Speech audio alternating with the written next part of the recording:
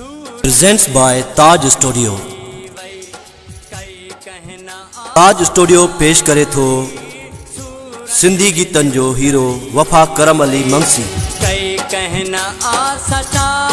उनवान सूरन में दिल सड़ी वई, दुनिया में ना है रही वफाई, सूरन में दिल सड़ी वई, कई कहना आ सच्चाई, दर्द मिला दुनिया में ना है रही वफाई।